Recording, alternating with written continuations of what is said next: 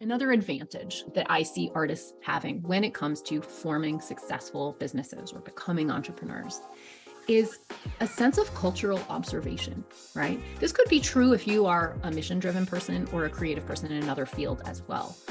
But being sort of on the bleeding edge of what is happening in the culture, this is a skill that we cultivate, right?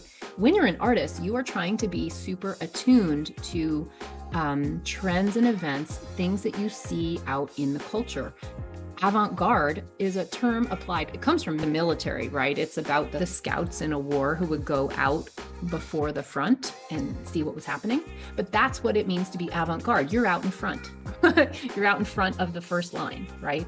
So when you have that sense of being avant-garde, of being ahead of the curve, that's a really valuable skill when it comes to entrepreneurship, both for generating ideas about products or services that will work or things that people need, concerns that people have, ways to address those concerns.